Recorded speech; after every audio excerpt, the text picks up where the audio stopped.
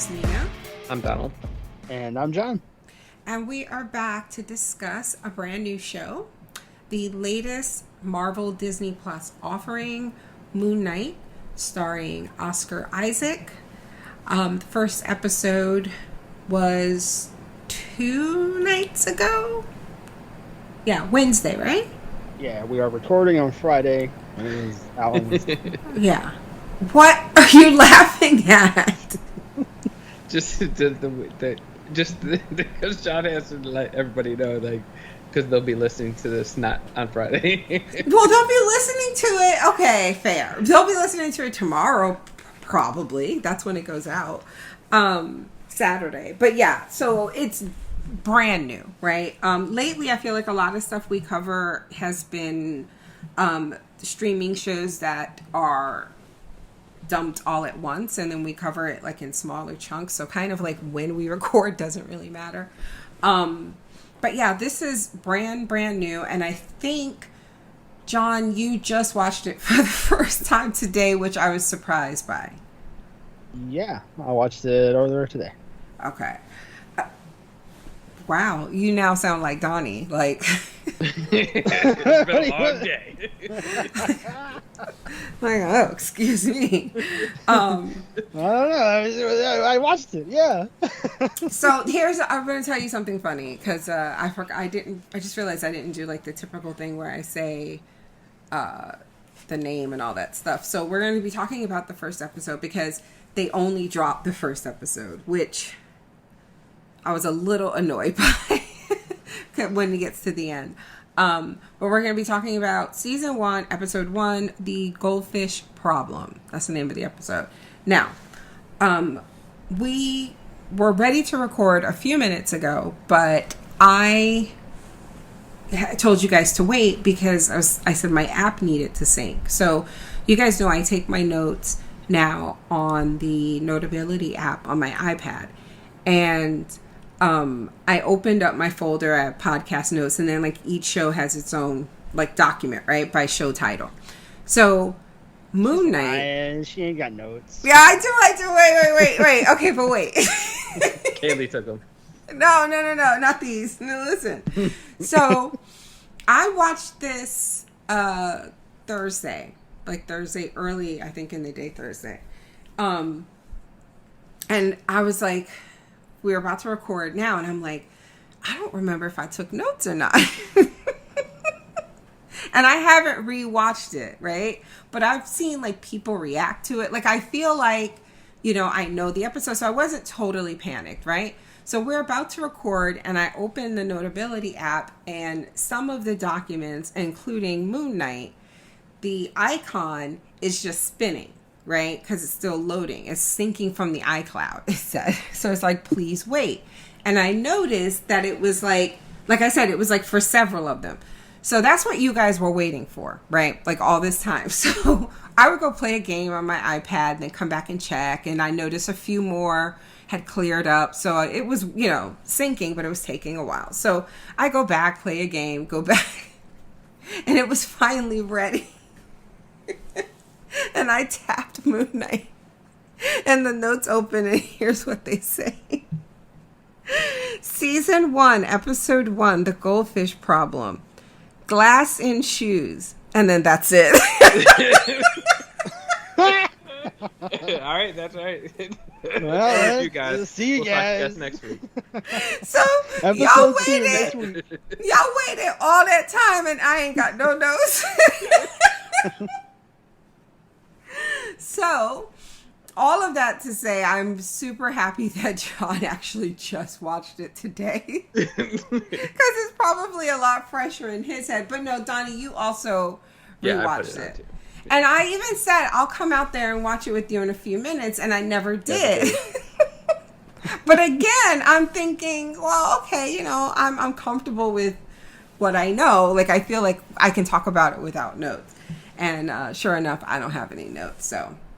That's a good thing that you can talk about it without notes, because you don't have any. Exactly. Like, I was so proud of myself when I saw like the Moon Knight document. Like, I was like, oh, look at me. I did take notes. You took notes.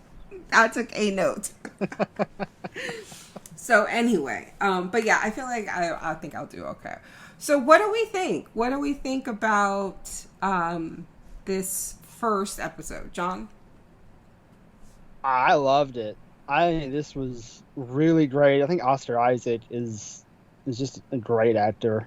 And I just think this is such an interesting story, and the way that they are telling us. I mean, it's very similar, to Venom. Yeah. Yes, Or that's like, exactly what I said. Yeah, it's like Venom. It's like Upgrade, that Venom-like movie that came out a couple years ago. Yes, yeah, I remember. Like it's very similar to that. It's like it's and a voice inside of him, is there, and it's interesting the way that they're showing it, like him blacking out, and then they almost make it like a horror movie at times in this episode, which was like, I liked that. I thought it was cool for it to be like, oh, it's scary. Yeah. And they said that before, that there's gonna be a bit of horror in it. I nice. noticed that a lot of people that I saw reacting to it were shocked by how gory it was. Is it gory? And bloody. I didn't think so. I didn't think. Well, I feel like maybe because to me the worst of it was after the fact. Right, because we never actually see it. You don't see it happening, but when you see what happened, if you look at the scene where they're in that village of the damned or whatever that was. But when he has the scarab in his hand, and then it happens, and then when he comes back to being Steven, it's all bloody in his hand. When you look at the bodies on the ground, there's one face, it looked like pulverized. What are you looking at the faces for?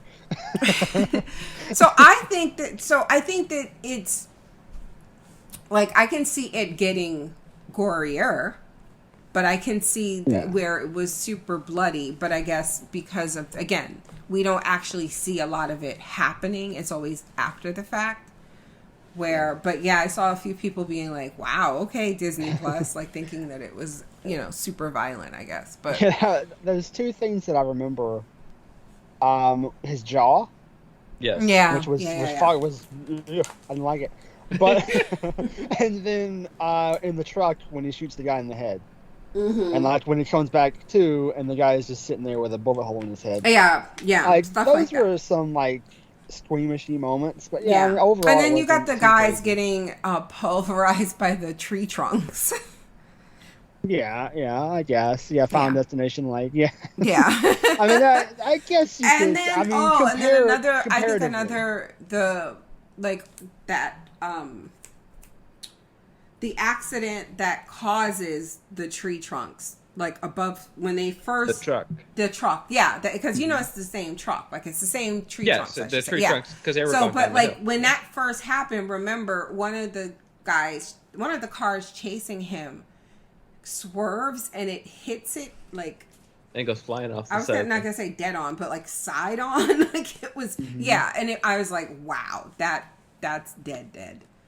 But but I mean, I think there was to me, I thought there was a little of that in Hawkeye, but less. It was kind of Hawkeye was that, the first Avengers type violent. You know what I mean? Where you knew things were happening, but they didn't show it, Anyway. Yeah, I think comparatively, I guess, to other shows, it was a little, you see a little bit more blood and a little bit more gore.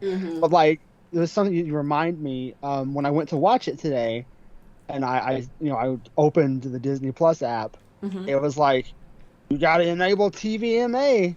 Yeah, that's and right. I was like, y'all putting porn out here? What are we doing? Are we gonna have some you're gonna have some nudity going on? But no, it was just I had to do that. The Netflix Marvel shows, they added those. So it was okay, I guess. That's right. Because those were I mean, just think about that first scene between Jessica Jones and Luke Cage. Spoiler.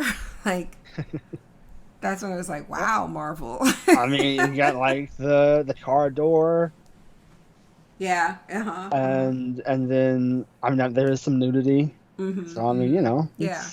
there's some stuff going on those shows. So I guess it makes sense. But yeah, but here it didn't seem like this was too crazy. But I mean, I really liked the show. I'm really into it, and 6 episodes. It feels like it's going to go by really fast. What about you, Donnie? No, I agree. That was my thought, was like real big Venom vibes off of it, with this voice talking in his head. I even had it like, and you guys can tell me because I have no idea about Oscar Isaac. Is he British or no? No. So that whole British accent is all fake? Yeah. That's not his natural accent, right? He sold me. Like, I was like, fuck, is he British? Like, I didn't know. I was like, is this really his voice? Like, because he sold me. I didn't really. He did great on that.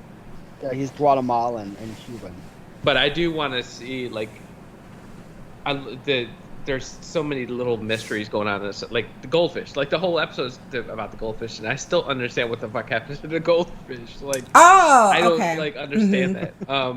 But I just like all that stuff that happens with Mark's controlling his body, and then him, like, that whole switch off. First of all, he misses work for like 3 days, a couple days. I'm like, how did they not, like, he just, you could just do that? All right, did Mark call out? Oh my God! Yeah, that's true, because the date was on a Friday, right? Right. Yeah. Right. He missed he missed 2 days. God, that was so good when he starts realizing, and just like he's like, "What the fuck?" He asked the waiter, he's like, "What day is it?" And he's like, "Sunday." It's like, "No."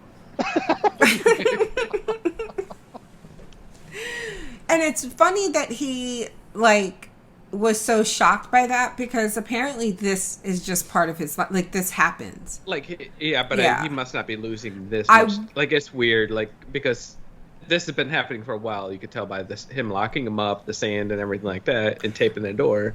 But how long has it been going on? Yeah, like, he just thinks he's a sleepwalker. So, like, it must just be like...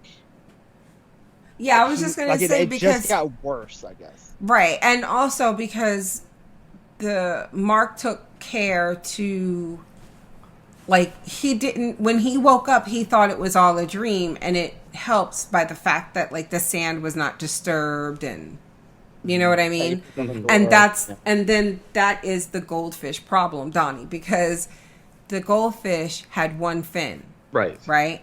So then he goes asleep for 2 days, like, he goes out, right, and then we see what happens, right? He has that whole encounter with Ethan Hawke and all that, but when he wakes up, he thinks it's the next day. He thinks he just went to sleep, right?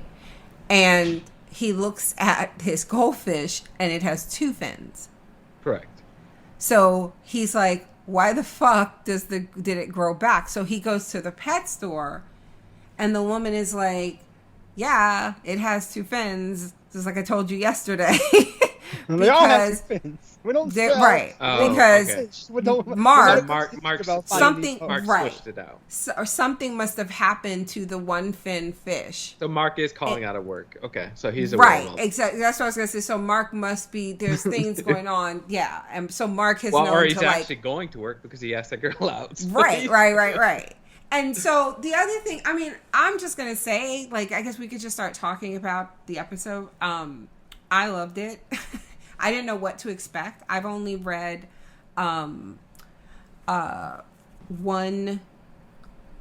not even full, like, run of Moon Knight. It was, sometime, obviously, when the site was, doing reviews.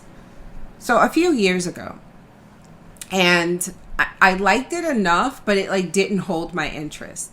And in this series, it begins, I think he's, like, in a psych ward. And so he thinks that he is, he thinks that he is schizophrenic, I guess. But really, it's that he is possessed by this Egyptian God, spirit thing. So yeah, that's one of the things I was good because I barely know anything about this character. I just know that it's the split, the dissociative identity disorder like angle. Like that's really the only thing I know. And so it was nice like going into something not really knowing anything. Same. I like that. Hold on one second. Okay. I also got speaking of like Venom vibes, like I also got like Nutty Professor vibes. Like just like Eddie Murphy. Yeah. I mean that, and the Jerry Lewis, like the same idea of like when he's like he has this identity that is like a nerd, and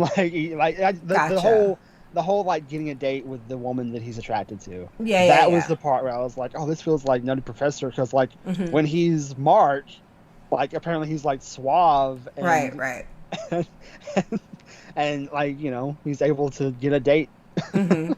And so like Mark is the quote unquote real person, right? Yeah. Yes. And right. And I think that I suspect that that's going to be I hear my pups. For lack of a better word, a thing when Steven realizes that his life isn't real, right? Like there is no mom. Right? No? Y'all didn't. I have no idea. I have no idea. I honestly thought like that was like kind of obvious. Like that is not. So okay, and let's just talk about what. Okay, wait. Okay, let's just talk about what happens then in the episode. So the first is the creepy Ethan Hawke with the. Yeah, that's very Kevin Bacon, Ethan Hawke. I remember you said that. I remember you said that when the trailer dropped. And that's all I could think about when I was watching this scene. And he's like walking by the people and they're bowing and stuff. I was like, Jesus Christ, that is some Kevin Bacon. They couldn't afford, or they couldn't get Kevin Bacon, so they settled for him. What? You know what? Why is it like every podcast you are just making assumptions about who's worth what? Like, what was it? You were like, they don't have Keanu Reeves money or something. It was something like Marvel. Oh, it was Marvel. It was. You said Marvel doesn't have Keanu Reeves money. No, they got Keanu Reeves at home. They got the money. Oh my God. Oh man. Anyway. But yes, Kevin Bacon. Yeah, so he's crushing the first thing he did, okay. He pours, like, I'm gonna assume this was just water, right? I don't know. I don't know what this ritual is supposed to be because I'm a heathen. So I have no idea if this is like an actual thing, like I'm supposed to know. But he pours like this clear liquid in a glass, right? And then he dips his finger in it and rubs the rim of the glass with that finger, right? And then he like licks it. It was weird, right? Yeah, it was very weird, and it just kept getting weirder. And it kept getting weirder, but I don't know, for some reason, like, the glass and the shoe thing was less disturbing to me than the glass thing. Really? Honestly, because, like, the glass and the shoe thing feels like some religious, like, what do they call it? Self-flagellation? Yes. Which sounds like something sexy, but it's not. I mean, if you're into it. Yeah. Like, what was it, oh God, was it, Are you about to make a Da Vinci Code reference yes! right now? I knew it. I was way too high to get there. Thank you. Yes, that guy would whip himself. Whipping himself, yes. Yep. So, you know what I mean? So, like, at least there's precedent for that. But this is just weird. Like, dipping your finger. Ew. Anyway, yes. So that's how we meet. Shit, do we ever get his name? Yeah, it's, well, I don't think they say his first name, but they do say his last name. But I know his name because I saw it I looked it up on, like, Wikipedia. Oh. You want me to say it? Is there a reason why I shouldn't know it? No, I mean, okay, They say his last name at least. Because I don't have any notes, so you might as well. They say his last name is Harrow. Harrow, okay. It's Harrow, and his first name's Arthur. Arthur. I'm not sure if they actually say Arthur in the episode though. That's the thing. For some reason, I feel like they did say Arthur. I feel like they did because I feel like I knew that when you said it. I wasn't surprised. Mm-hmm. Go get your dog.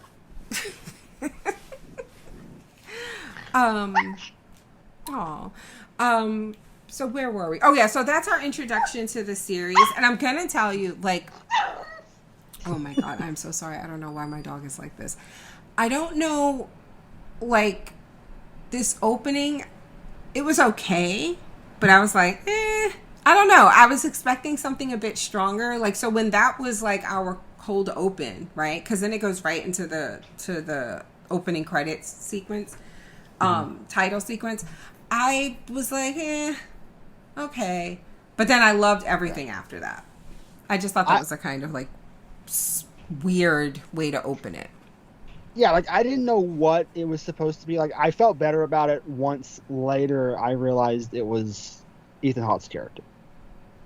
Because I didn't realize it was him. Yeah, because they never showed you his face. Oh, I knew that. You know what? I don't know why I knew. Maybe because I'd seen the trailer. I just knew that it was him. So maybe that's it too. Maybe because I knew that he was the, quote unquote villain. I'm assuming villain, I should say. That's kind of like how the trailer presented it, right? Yeah, the trailer presents it as he's like definitely the villain. Okay. Yeah. I only realized it because of the tattoo. I was like, oh, I remember the tattoo. They showed the tattoo, the guy with the glass in his shoes. And so I was like, oh, okay. Okay. So I was like, okay, now I liked the opening better. Because I felt the same way. Yeah, you thought. I was like, this is weird. I don't know who the hell this guy is. But then later when you find out, oh, it was him. And I was like, oh, why the fuck was he putting glass in his shoes? Like, what's up with him? Because he's, like, serious weird cult vibes. Yeah, that's the thing is, like, that's one of the things that made me like that scene more, the opening, is because without that, I might have felt more like he's just like a trickster, like a snake oil salesman. Mm. But, like, because of that shit, I'm like, no, he buys into whatever he's selling. Yeah. Oh, see, I don't have a problem with that. I just thought that was, to me, a weak way to open the show. And not just, not just an episode, but the entire show. Right. Like, if they had shown us that and then shown us him walking among the people and them bowing like they did, I wouldn't have had a problem with that. Like you said, same information. Like, it informs that he believes this bullshit. Sorry, I'm assuming it's bullshit because he's murdering people with his hands. I'm not trying to shit on nobody's religion. No, bye, pup. But yeah, I just thought it was just a kind of weak way to start the show for me. But I was really into the stuff that came after, which it felt very British, from I don't remember her name. Donna. Was her name Donna? His supervisor? That's her name, right? I don't remember. Yeah, I think so. I'm gonna go with Donna. Just from the way, like, she spoke to him, which wasn't cool at all. But, like, I like that it wasn't like a typical guy. You know what I mean? Or a situation where she was fawning over him. Like, I don't know. I just kind of liked her. I liked that dynamic. I thought she was... Yeah. And it just felt very British, like the delivery of it all. Yeah, I think so. Yeah, and like just like the atmosphere of the whole thing feels very British. And I'll say too, like they obviously like they have a big budget for their music. It feels like because the songs, they started with Bob Dylan. Yeah, that's right. And then it was the Wake Me Up Before You Go Go. Yeah, they had Wham in there. Wham, that's right. And then they had Engelbert Humperdinck. Yes, that's right. So they were just like throwing music left and right. Yeah. Like I thought it was so wild because they begin the episode with the Bob Dylan song. Yeah. Every Grain of Sand. And then like they immediately go right into the other song, Man Without Love. Yes, that's right. And I feel like is this, the jukebox? Like there's, you know what though? I'm so glad you said that. There was something we watched that I feel like did this but did not do it well. And if this show remains like this, like if, like you said, they must have spent a lot of money on their music. Mm-hmm. If this happens like every episode, I'd be totally fine with that. Go away, puppy. No.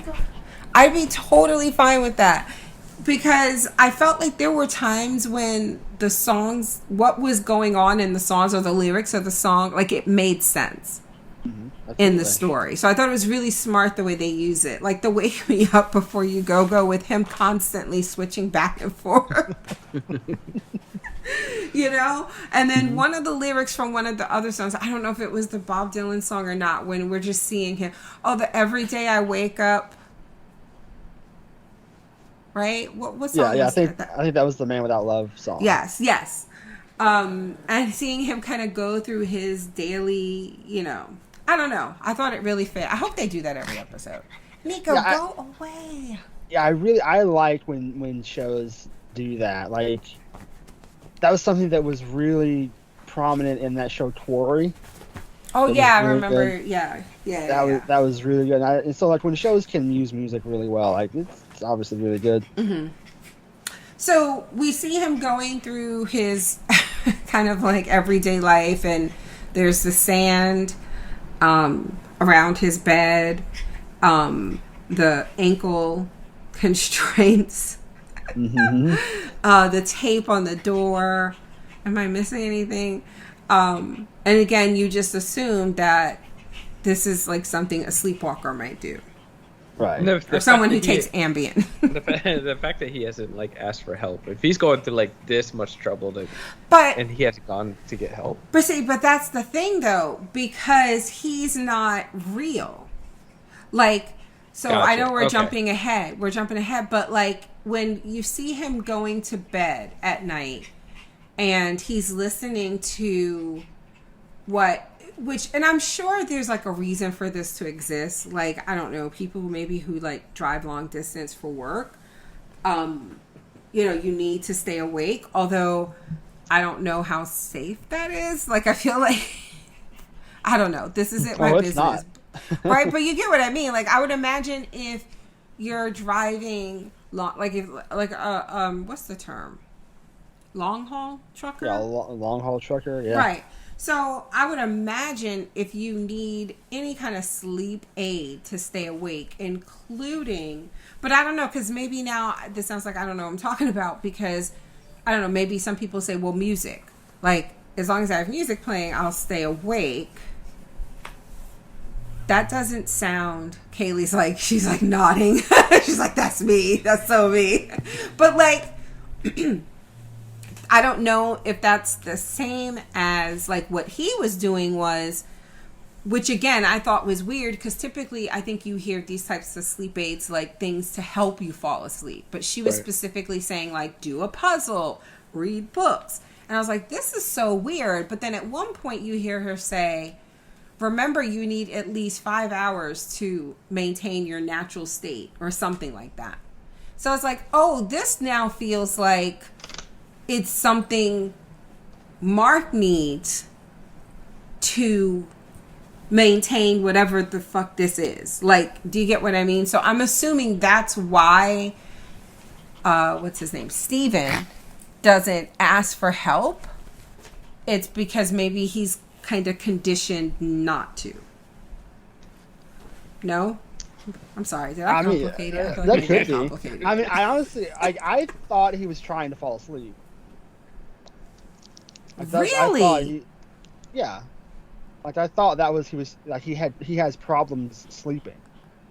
So he was listening to things that he thought would bore him, but like they were showing him like it was weird because it felt like they were showing him do all the things the recording suggested to do to stay awake. And did the recording say do this to stay awake? Yeah. I didn't catch that. I didn't catch that at all. Mm-hmm. Because I knew like reading books, like that's something that helps you fall asleep, and I just assumed like doing a puzzle is something that it makes you sleepy. Yeah. I don't know. Maybe I am completely like insane, and I can't put it on because Kaylee's got her video game up on the screen. But Donnie, you put it on and put the captions on, right, and just like play it and see. Because now I'm super curious because I don't. Again, I thought it was like to stay awake. And so again, like they were like do puzzles and all this stuff. Oh, and it was like, do you like read or books, right? And it was like, is there a particular chapter of like your favorite book you would like to be in? So it was like an imagine yourself. So it was all this stuff that like to stimulate your brain. That's the name of it. The tape is Welcome. Oh, wait, hold on. I'll read exactly what the tape says. Something to stay awake, right? Yes. Hold on. Got it. Pause. Okay, well that's I didn't catch that. Hello and welcome to Staying Awake, and it's with a female voice, but that's the name of the tape.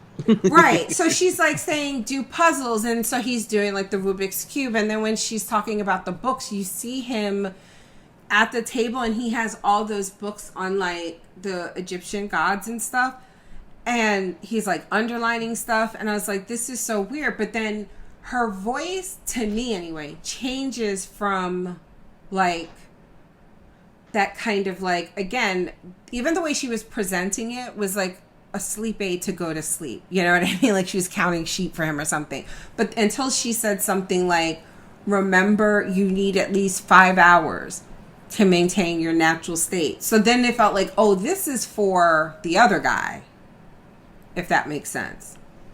Whoever Mark really is. Donnie, if they have the closed caption for the natural state 5 hour thing, I'd be curious if you could read that. Yeah, they do. Hold on. Yeah, I mean it makes sense. Like if he doesn't want to go to sleep because he's like, oh, I'm sleepwalking or something. I don't know. Yeah, like but that's also so miserable and like, right. And I was feeling bad, right? Again, because it's like, why are you doing this to this guy? But I'm wondering if Steven isn't the guy. It says, just remember, you'll need about 5 hours to keep your natural self. Natural self, yeah. So yeah, I feel like he's like. What I find interesting which makes sense because it's like 3 people in his head, right? Yes. Mm-hmm. But what's interesting is that even this character is still obsessed with Egypt and the gods and stuff like that, and that's what the other one is. Well, I guess that one of his voices is an Egyptian god. So it's just interesting that even though he doesn't know that part of that stuff exists in his head or is whatever, but he's still obsessed with. I wondered if that was the point though, like I'm trying to remember the names. If Mark wanted to know created this, like because of that whole, because of the scarab and stuff. And that's something too. Like I was wondering, like because when Harrow comes to the museum, and he's like, "Hey." And he tells to the security guard, get this guy out of here. And the security guard's like, no, I have the tattoo. And I was like, what are the odds? Yep. And so maybe Mark installed Steven into this museum. Yes, created, this environment that he knew this cult was present here. Yeah, that's what I'm thinking. And that would explain him needing to, like, you know, like, I'm wondering, like, if mom is like how to explain it? Like a thing he needs to kind of, like, maintain. Because, like, I have a feeling, like... Kind of like he does with the Golden Statue guy. Like, that's his... That was just sad. Maybe like in Westworld, season 3, Aaron Paul's character. He always had to talk on the phone. Yes, thank you. Yeah. Yes, like when he had the therapist. Right, quote and it unquote. wasn't. Yes, it wasn't a real person. Yes, so because, like, you know, again, we're kind of all over the place, but that's what happens when I don't have notes.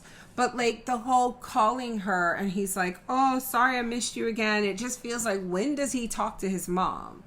You know, I got your postcard, or he even said something like your latest postcard, and I'm taping it up, like, on the fish tank, and then, but I don't remember if they showed what was on the postcards. Mm-hmm. Lay us gals. Oh, I was like, I don't think there's a mom. I don't think. Oh, and then what else was weird was when he goes into work. I kind of like, okay, first of all, and this kind of makes sense too. I was like, I like the fact that they made him like you think, because he's so smart and knowledgeable about this stuff, like he works there, that he's going to be like, as a sort of like director of some sort, you know what I mean? You're the sales clerk at the gift shop. And then it's like, oh no, he's not even a tour guide. Like he just like a cashier in the gift shop. And it's like, oh, but he stops and he's talking to this little girl, and she was like flirting with him. I don't know what this was, when she was like, did it hurt when you... And I was like, is she going to say when you fell from heaven? He was teaching her about how they do the mummification. Right, but then you heard what he said, right? Like... The needle going through and pulling out the organs and stuff? Oh, no, okay, keep going. And then he talked about how they left the heart. To be judged. Right. And remember he said, and if you're not worthy, or if you deemed not worthy, he said something about do you remember what he said? Like, about, like, what happens to you? And then she said, did it hurt? And he was like, what? And I'm thinking of that pickup line. Did it hurt when you lost your wings and you fell from heaven or whatever? How high are you? Right. And then she said, did it hurt? And he's, what?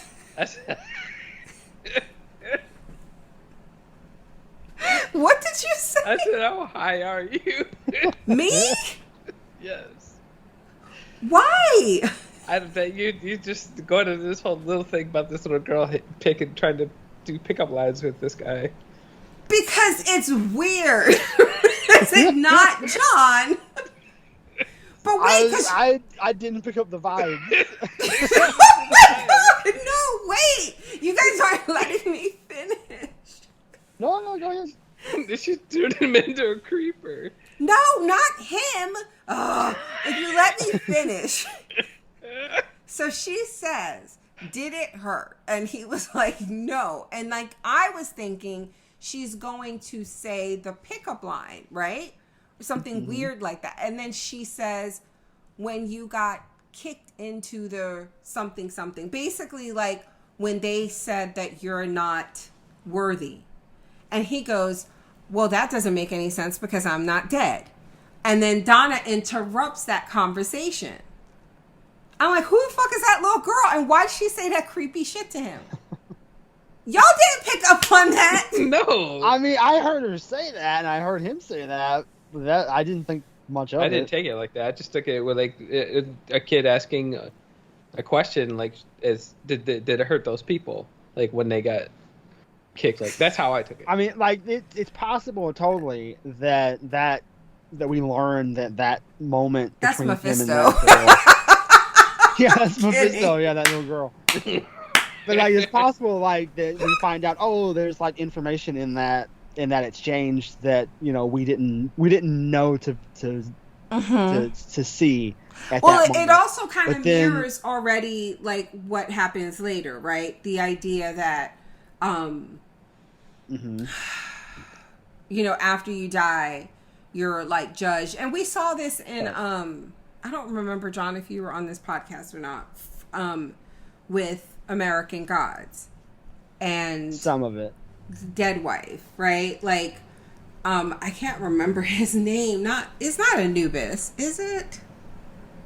But like that whole thing where he comes and gets you, and then you're judged before, right? And he like literally reached into her chest and pulled out her heart. So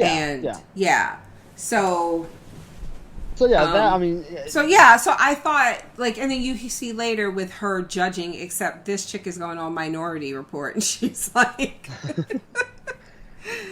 condemning you for shit you haven't done yet. So I mean, I just basically took that as because like then immediately later, like Donna, if that's her name, she's like, oh, you're not a tour guide, right?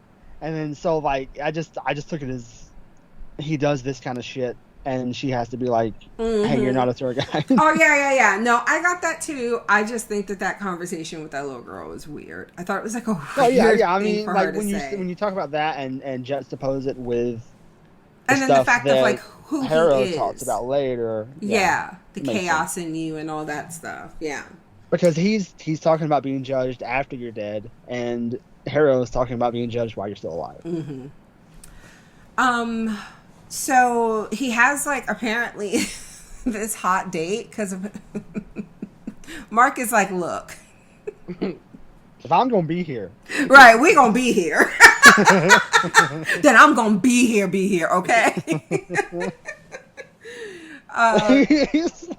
Let me save us. Yes. He's like, help me to help you to help me. Oh my God. That'd been something weird for him to wake up into. Jesus Christ. And when Donna was like, what the hell's a vegan gonna do at a steakhouse? It's like, I don't know, Donna. Bread. Salad. He was so sick of Donna's shit.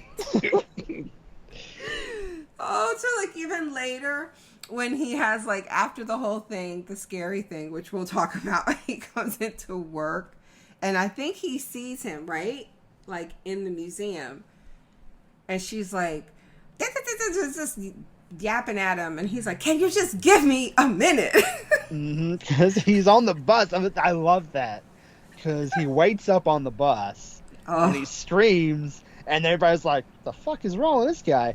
And then he gets off the bus and he looks back on the bus and there's fucking Kevin Bacon. Yeah, there's Kevin Bacon. And I'm like, what's he doing here? I love that because he thought it was fake. He thought it was all a dream. Yes. And then it's like, oh shit, that guy's real. And then he comes like gliding into the fucking museum.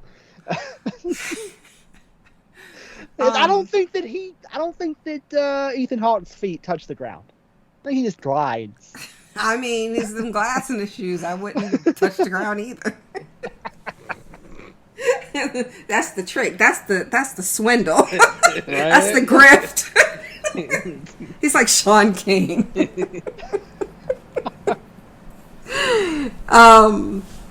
Anyway, so when it happens is when he does go to sleep, right? Like he's listening to that stay awake shit. Which again, I'm thinking the purpose is to kind of trigger Mark. So Mark can go do what needs to be done. But apparently he jumped out of or was thrown out of one of those windows and landed somehow. Broke his jaw. Yeah, dislocated his jaw. And that was so funny. He waves at the guy. I feel like this was where he steals. He stole it somehow, right, and was getting away. Yeah. He waves at the guy, and then the guy's like waving back at him, and then the other guy comes like, "What are you thinking about?" Yeah, he's like, "What the fuck are you doing?" And apparently he had just killed 2 guys. Like prior to that, right? Because later, as he does. Huh? As he does. Right, apparently. Because later one of Kevin Bacon's guys is like, we lost 2 guys. There was a problem. He said there was a problem with the exchange or something like that. Mm-hmm. So I don't know. I wonder if like his cover, I wonder if he was offering to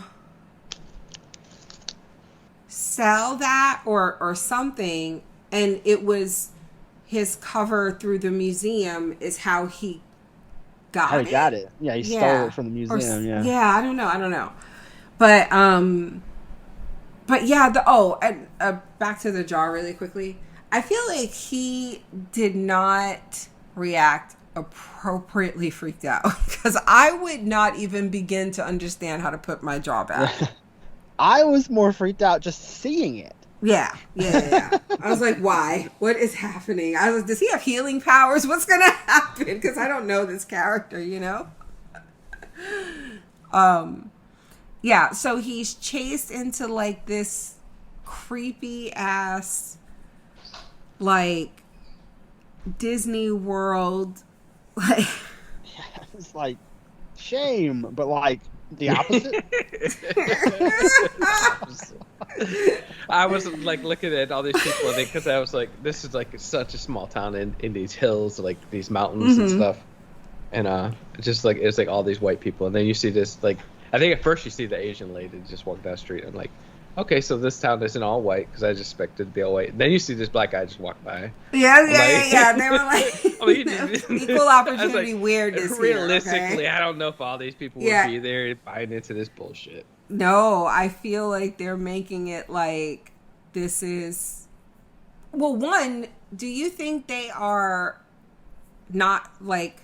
I don't think they were like natives to that town. Well, no. But I wonder if they're being controlled.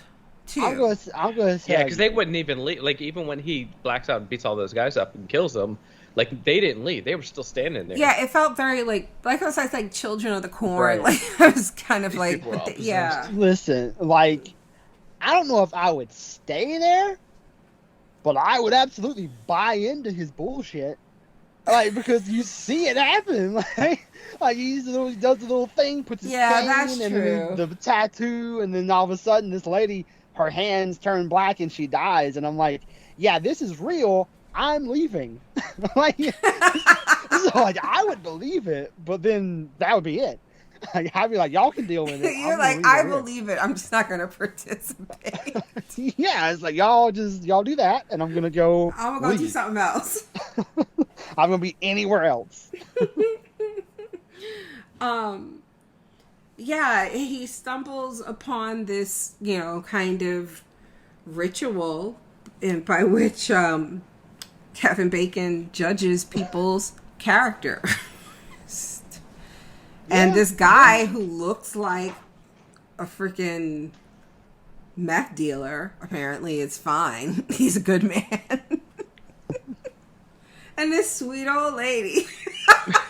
This is where I'd be like, okay, I don't like this woman was like, I've never done anything bad in my whole life. He's like, well, you're dead.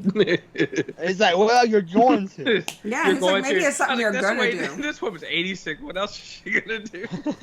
That's the thing is like, that's what I mean. Like when I realized it was him with the glass in his shoes, and I was like, okay, like he buys into this, like.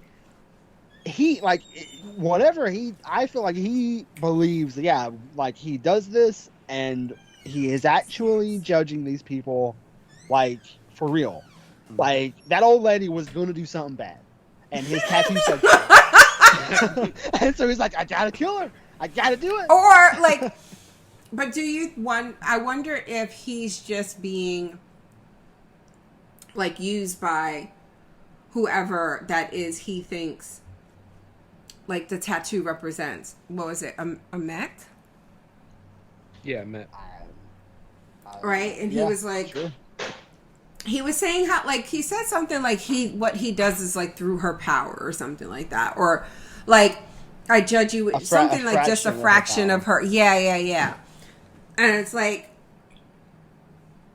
I wonder then if whatever, I don't know a lot of, I don't know anything about Egyptian gods at all. I mean, it's the thing is, it feels like it's like he believes, because like he says it, right? Like if this person had been, active or free or whatever, then Hitler wouldn't have existed and all that shit. Right, and so, that's like, right. It feels like one of those things where like he thinks like, oh, I'm gonna, if we just get her out here, then things will be great, and then he's gonna get her out here, and things are not gonna be great. It feels like one of those things where like, he believes like if he does everything right, then it's gonna fix the world, but then like it ain't. He's gonna be the first one she kills. Yeah, he's gonna judge him. It's like, you're too stupid. And then like, could you see like exactly what happened with that old woman? Like, did he turn her to stone, or did he just like suck her life out of her? Because I feel like it wasn't. He sucked her life out. Okay. She just fell. Yeah, like through her hands. Like her hands turned like black. Mm-hmm. I think. Yeah. I felt like, and then when she fell back, I just felt like it was really quick. So I was like, I'm wondering, like, it was that like on purpose? Like, are they saving it for something? Because I couldn't tell if he like turned her into something or if he just like, like drained the life out of her. But either way, I mean, maybe like he's like they're taking the life from people, then they're gonna give that to the god lady. And that's why she didn't want that old lady, because she didn't have... No, she would take it. Huh. Yeah. I like how this is like the power of Christ compels you. So maybe she's, I don't know, only taking good people? I don't know. I mean, maybe it's like, it feels like, like the Mummy, right? Where like he comes back to life, but then like he needs shit to like rebuild his body. Okay, but I'm sorry, I'm eating a lemon donut from Costco. It's delicious. I get that, but like, why some people over others? Well, you get what I mean? It would be something like you can't just have everybody die, right? Like some people got to be good. So like it's just like a flip of the coin, maybe. Like Thanos, like balance, like as all things should be. Exactly. Like some people got to die. It's like whatever I meant is feeling hungry for it that day. And then you gotta save some people so that everybody don't go, well, what the fuck is the point of us being here? Like, if you're gonna kill everybody, but if some of us are good, okay, that's great. Either way, Steven fucks up because he don't know to kneel when he said whatever the fuck he said. He said something.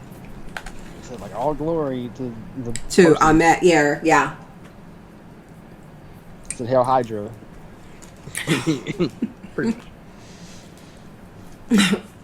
And he's the only one who didn't throw up his little Hitler sign. He's like, oh, bollocks. He's like, oh, wait. He's so bumbling. To me, I thought this is where the accent kind of really worked, because this really felt like Mr. Bean bumbling. Yeah. You know what I mean? Like the physical comedy of it all. Yeah. Exactly. That's what I was thinking was Mr. Bean. I was like, I don't know why it's doing. I'm not doing this. He's like, here, take it. So his legs start like marching away. He's like, I'm trying not to walk. So the voice, there's the voice of like, I don't know if they've said the name, so maybe I shouldn't. Maybe I'll just wait until they say it. But I think the person doing is it F. Murray Abraham? I think so. I think that's what they said. That's the one who's like always calling him an idiot. Yes. And he's like, give the body back to Mark. And he was like, when he says, give me the scarab, and he's like, you will give him nothing. I don't know why that I don't know. That just worked for me every time he said something to him. I mean, and that was very Venom-like. That's yeah. When he was like, did he just throw the gun? He goes, I don't know what I'm doing. He's like, leave us be, parasite. Bless you. I like when he's like, the idiot's in control. Yes. It's like, God damn it. And then it was like at one point, like, he's talking to Mark, right? The other voice. Right? Yeah, and he's like, you better not let him lose this fucking scarab. Right. And then like I thought maybe at one point he was telling him to wake up. Like, so it's like for Steven, this, you know, if I'm correct, my assumption is that he created Steven. There's like 3 voices in this poor guy's head. So, how did you guys feel about the way they shot this action? Because, again, we didn't see anything that Mark can do. Right.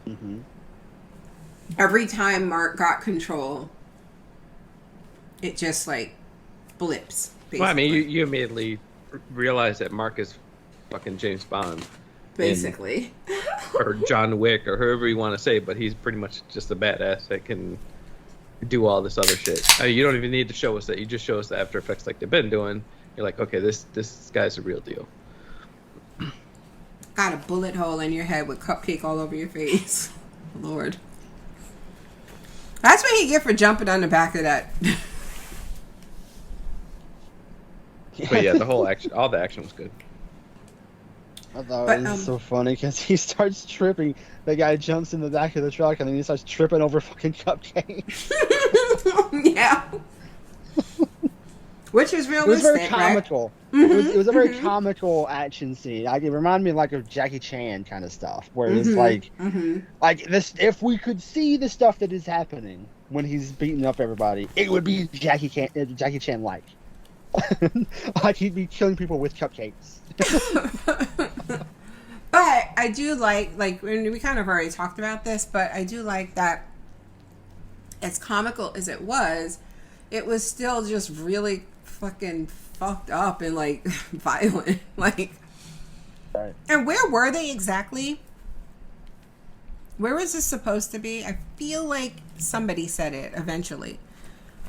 But they're like going down one of those windy mountainside roads that just look like death. And, you know, we got the one guy slamming the car into the truck, and then the other guy's getting taken out by tree trunks. Jesus Christ. Oh. I did like the one time where it flips back to Steven and he's driving backwards. Yes. So it's like you never see how Mark gets them out of the situation that they're in. You just know that he does whatever it takes, apparently. And I thought that was filmed really well because, like, at first you just see like the background is going the other way. Yes. Like you're like, wait a minute, this doesn't feel right, and then it zooms out and it's like, wait a minute.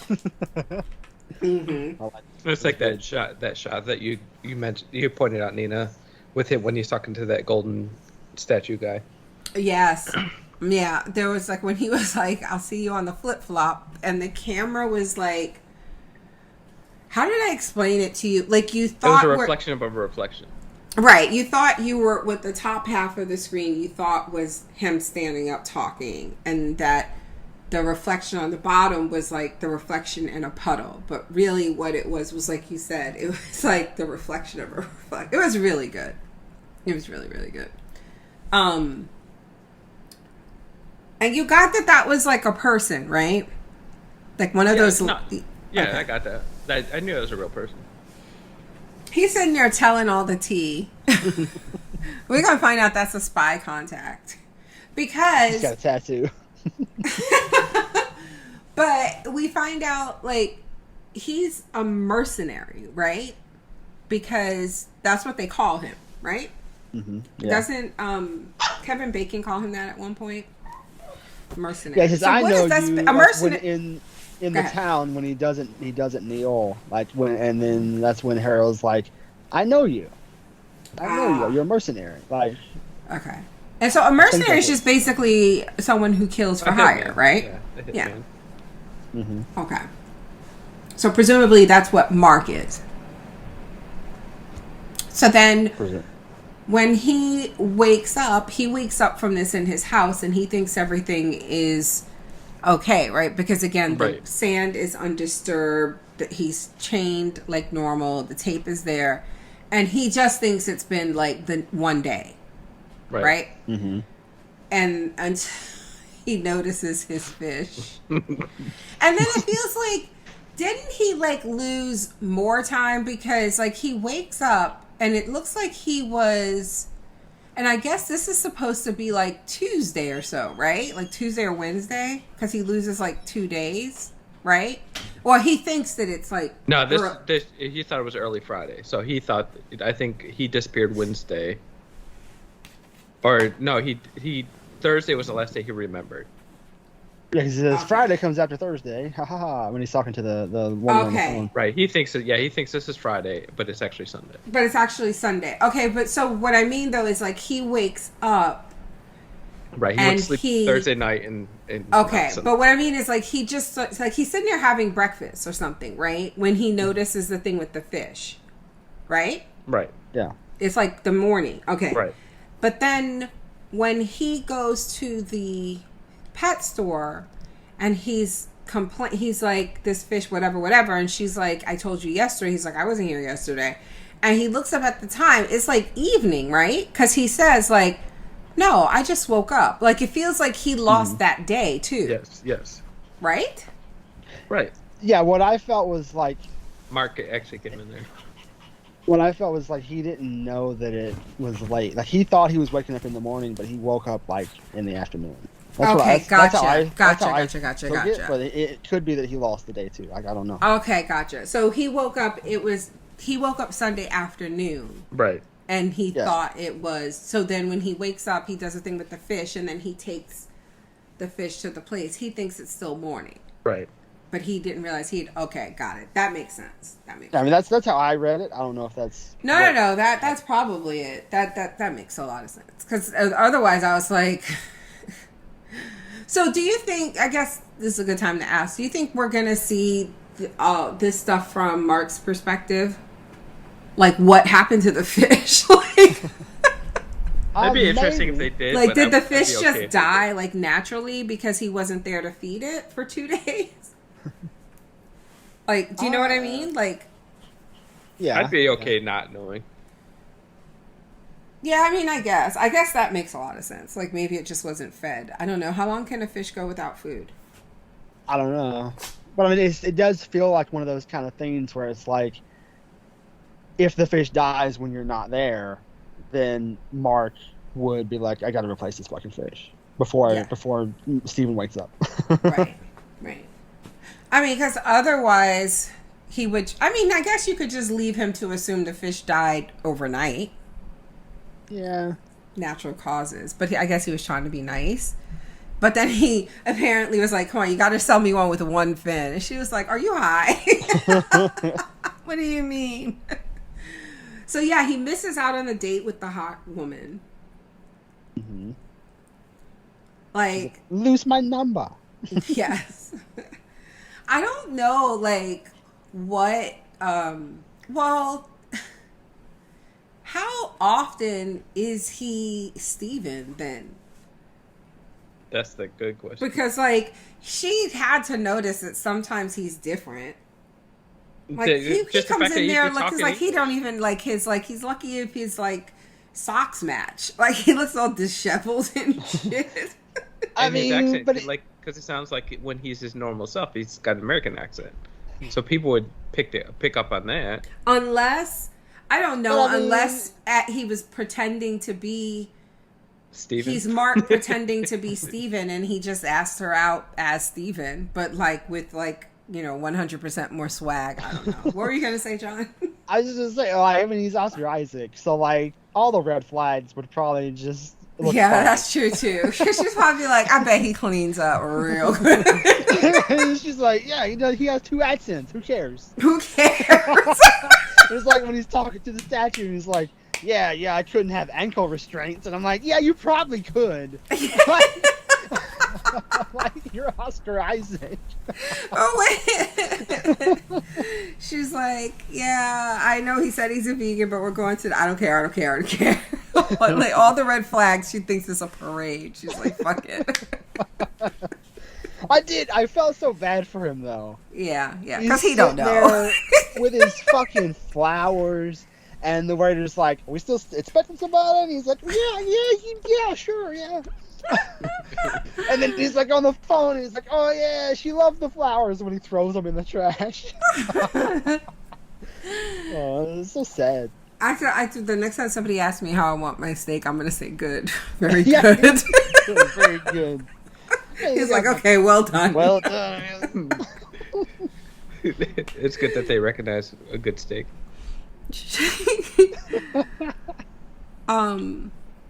So yeah, he loses out on that, and then he has to go do inventory that night. Nico, beat it.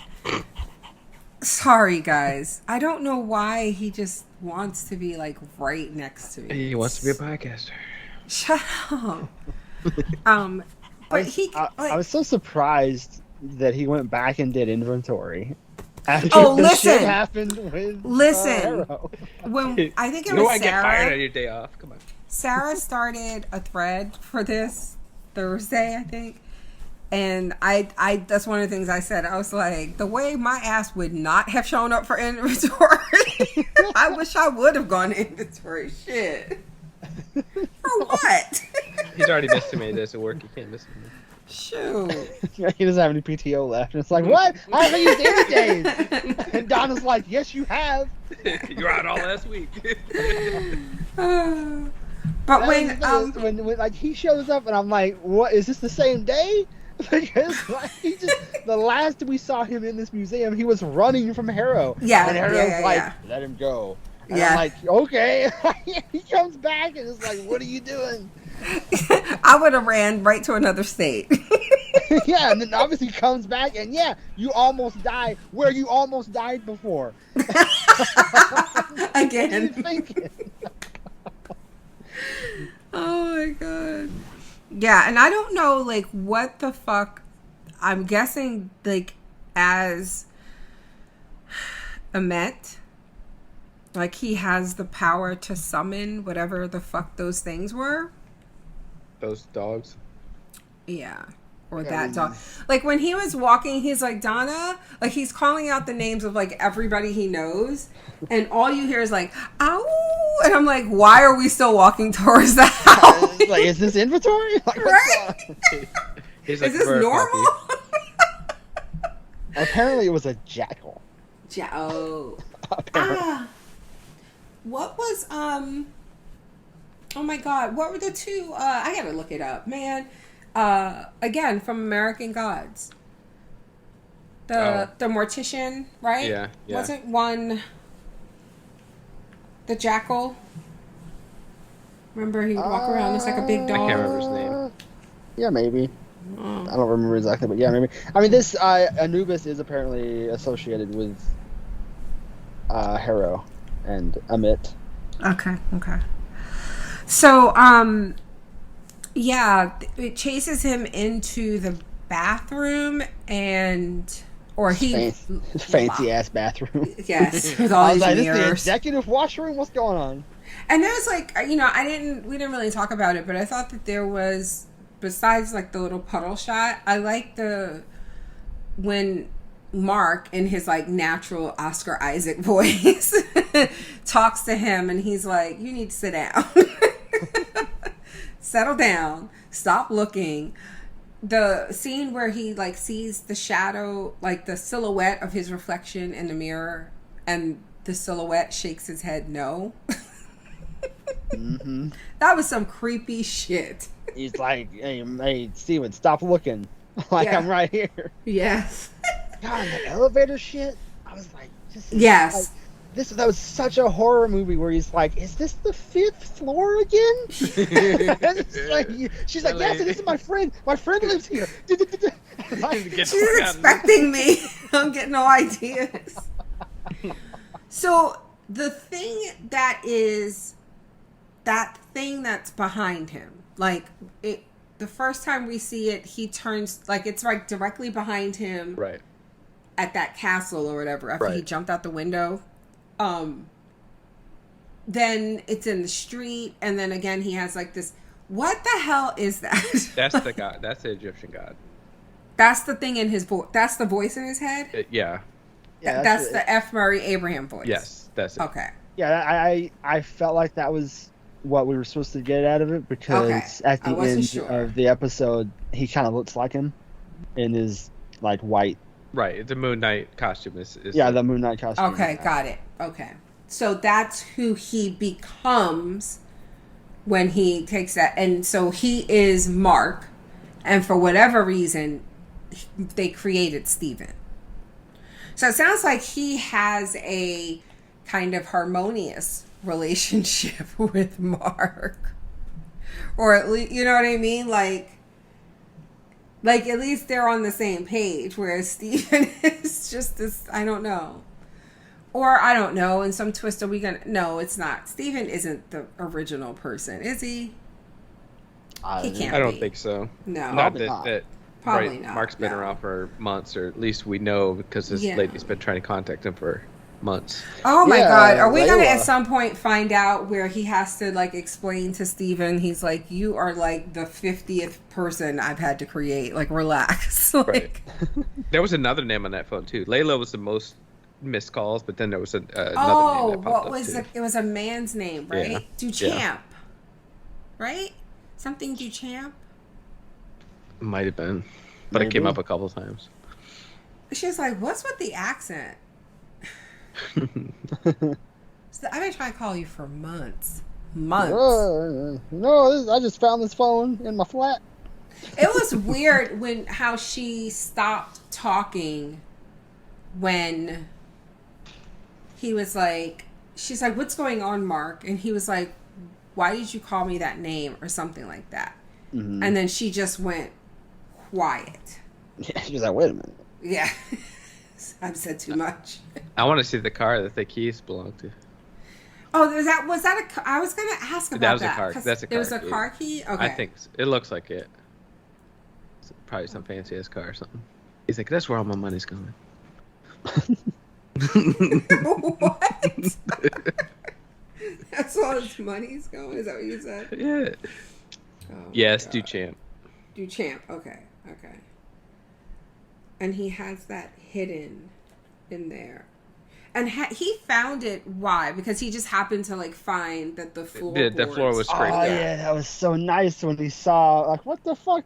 Who keeps moving my table? Yeah. And he just like slides it over, and he's like, wait a minute, that place up there looks open, and he climbs up on the table. Yeah. I was like, what the fuck are we gonna find? I thought it was gonna be how Moon Knight was getting out without doing the tape thing and all that stuff. It's like, oh, I guess he could just re-tape the door. Yeah, he probably does all that, refresh the sand, and then just lays down. Goes to sleep. So yeah, when they're the reason I backtrack, because there was that scene with him in the mirror, and then here at the end when Mark is like fully like not trying to be cute anymore. He's like straight up like, I'm right here, look at me. Help me, help you, help me. Help us. He's like, we're gonna die if you don't get the fuck out of my way. Yeah, like this is all fun before in the car and shit, ha ha ha. But no, you need to let me take over. It's like you're too aware for me to take over like by force. Yeah. So you gotta let me do it. You gotta, yeah. And so he lets him, and it kind of like comes out of him, right? Yeah, again, very Venom-like, where it's like, where the fuck does this suit come from? And it's like in him. Yeah. It's like what's his face? It's like Tobey Maguire's Peter.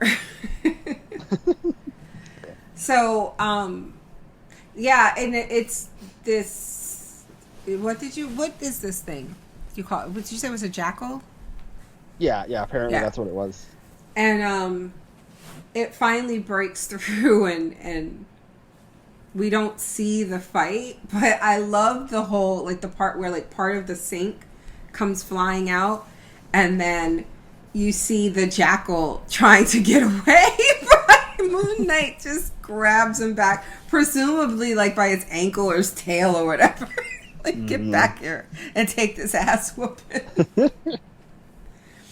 Yeah, I think that looks, I really like the look of it, too. Like, I don't know. I want to go back and watch the scene again, but I feel like, you know, the camera comes into the bathroom and kind of pushes in on him pulverizing this thing. And when he straightens up and before he turns around, like, the movement, it kind of looked ticky.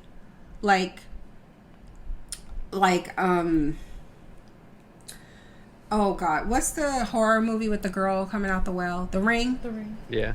It kind of, for a second, it just kind of looked glitchy. Like, and I don't know, maybe I, like, imagined it, but it's something about, like, the material of the, I don't know what's that supposed to be, like, the wrap, like a mummy's. Yeah. Yeah, and it's also, like, I would bet, like, the entire thing is CGI.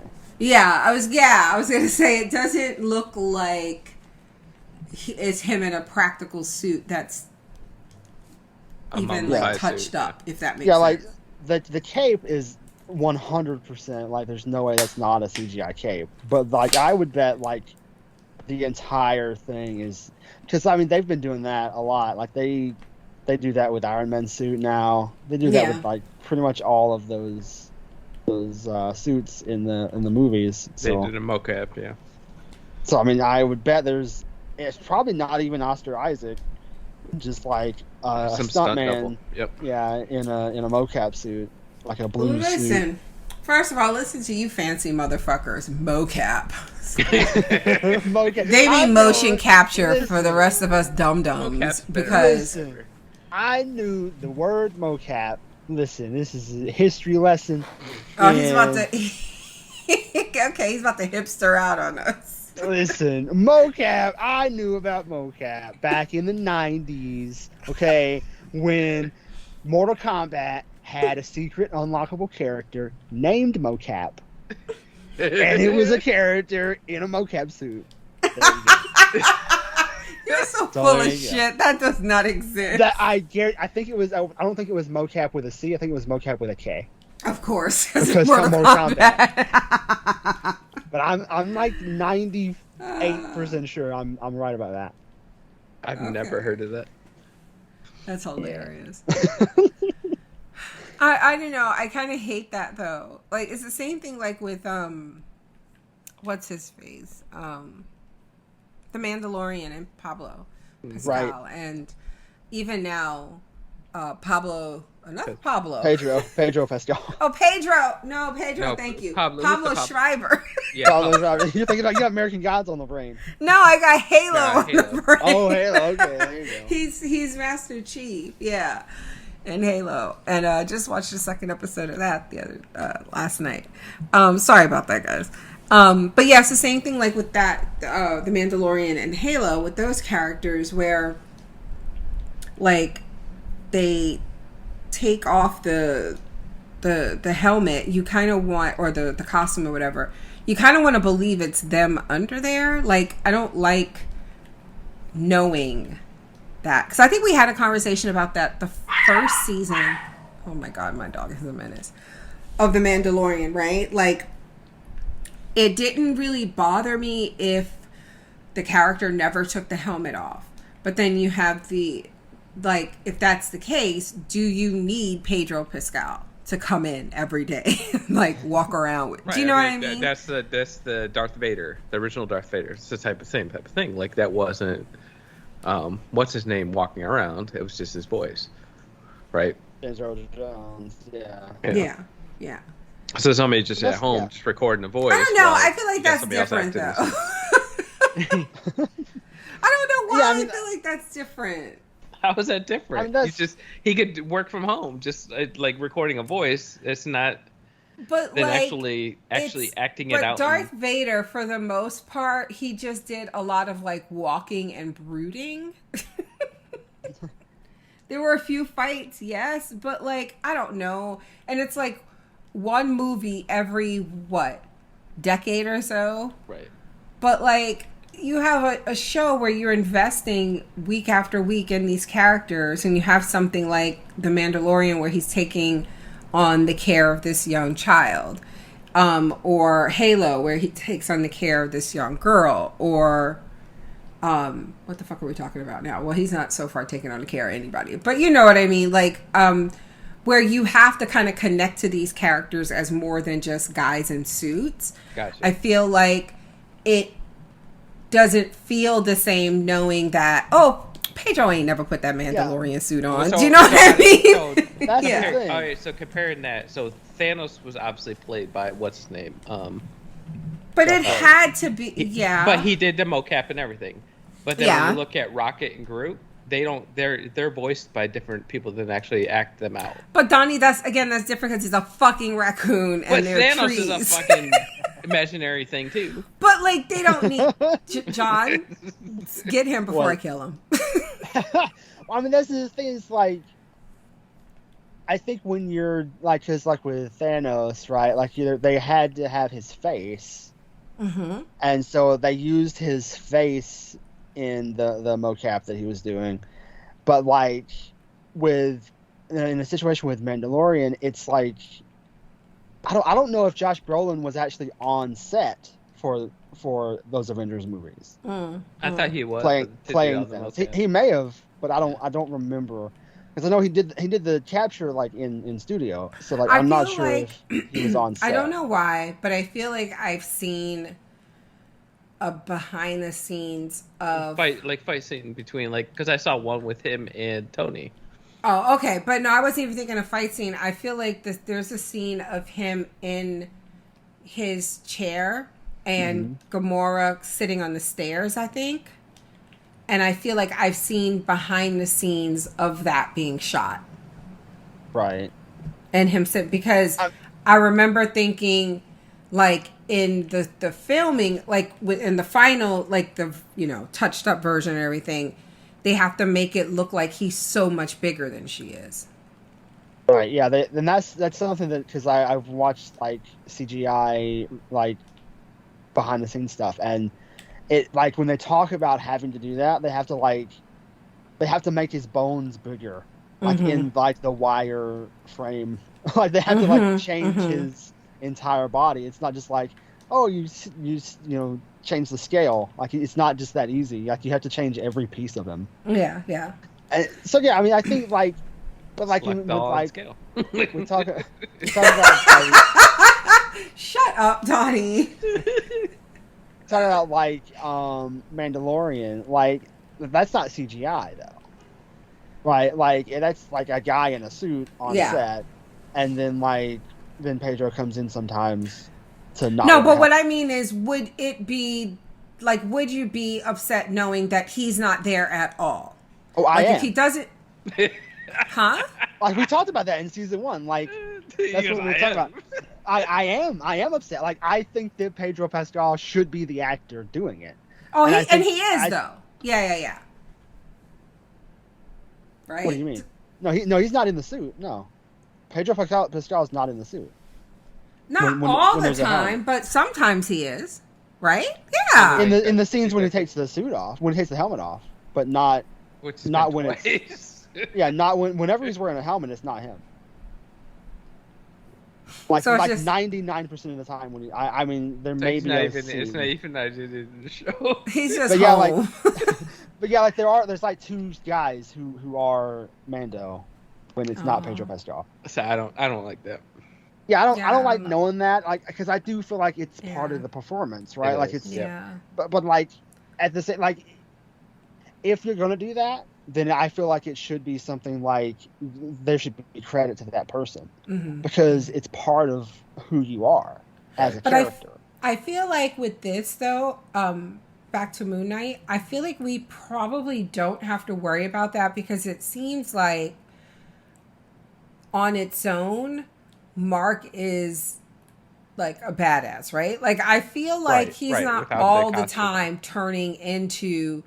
Right? Like when he fucked those people up. Right. Yeah, when he fucked those people people up in the village of the damned, and when he right. I don't think he turned into Moon Knight those times. No. Yeah. Right. So to me, I'm okay with. Oh yeah, but whenever you do see Moon Knight, that's not him. Because that's all CGI. I'd be totally fine with that. Yeah. Yeah, I mean, I think it's all right. Looks good, though. That it definitely looks good, and that's the thing is they've gotten so good at doing that shit. Yeah. Like I just think about the scene in it's in game, I think, when they go back in time, and they're walking across the thing, they're not wearing any suits. None of the suits are actually there because they didn't, when they made that movie, when they filmed it, they didn't know what things were going to look like. Yeah. And so everybody's just walking around in fucking mocap suits, and then they figured it out later. Yeah. And that's that's the good shit with CGI is you can just do that. You don't have to know things, and you can change things. If you film things in that way, then it leaves so many things open for the people in post production. You're not stuck in certain things, and I think it's fine. I think it's fine that it's just completely CGI and it's probably just some stunt guy. Mm-hmm. Whenever and I mean, if you look at the character posters for Moon Knight, in costume, he's huge, right? And Oscar Isaac is just not as big as that. It would probably look absolutely ridiculous. He looked like Shazam? Is that the name? What's the guy's name? Chuck? Guy? The guy that played Chuck? Yes. Oh, you're talking about fucking the other guy. Shazam. Is that what I said? I was trying to think of it's Shazam. I was trying to think of the actor's name. Zachary Levi. Yes. He was the lead in a show called Chuck, right? Yes. Yeah. Mm-hmm. Okay. So, I feel look at me now. I do not mean to throw shade, but I feel I remember set photos of him in the suit, and it just looked like you could see a lot of extra padding. Right. I don't know. I just feel they would have to do something like that here, and it would just look ridiculous.